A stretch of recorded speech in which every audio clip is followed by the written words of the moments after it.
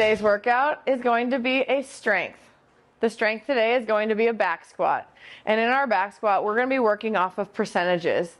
These percentages are going to be based off your 1 rep max that was established in April. If you don't have that, you can absolutely go by feeling and just kind of go with the flow and seeing how heavy you can get towards the end. Again, this is in percentages, and today's back squats are going to be performed in a wave loading format. Each wave has 3 sets of back squats, and each set will be performed every 3 minutes. You're more than welcome to use and work with a buddy today. You'll have time to kind of change the weights if needed. Our first set of back squats are going to be 5 reps, and that's going to be at 65% of your 1 rep max. 3 minutes later, you'll go ahead and complete 3 reps at 70%. And then finally, to finish the first wave, you'll do 1 rep at 75%. From there, we'll start our second wave. You have 5 reps at 67%, 3 reps at 72, and 1 rep at 77. Our final wave is going to be 5 reps at 70%, 3 reps at 75%, and 1 rep at 80%.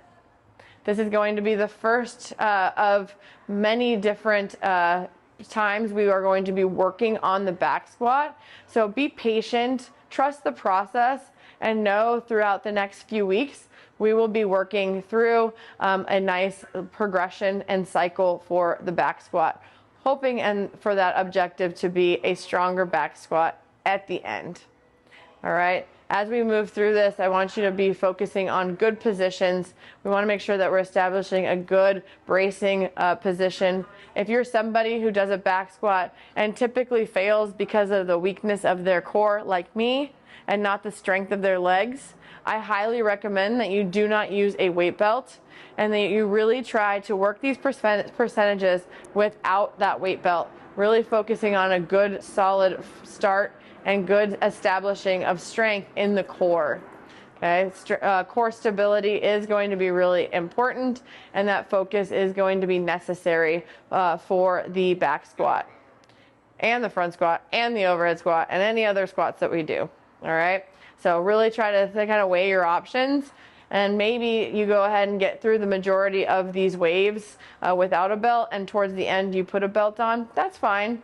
But we're really trying to work on the strength of our core as we move through this strength today. I hope you have some fun, and I would like you to really focus on getting that full range of motion, like I said. That means that if you are somebody who's a little shallow on the squat, have your coach or your partner tell you when it's time to come up. We know that it's time to come up when the hip crease is below the knee, all right? So when we hit that point, that's when we're going to come up. All right, it's best to go ahead and either video yourself if you're solo so you can see where you're looking at, have a target, or again, have somebody down there waiting for your hip crease to get below the knee and telling you when to stand up. All right, those are some good tips on how we can improve and strengthen the back squat, and I hope you employ at least one of them today.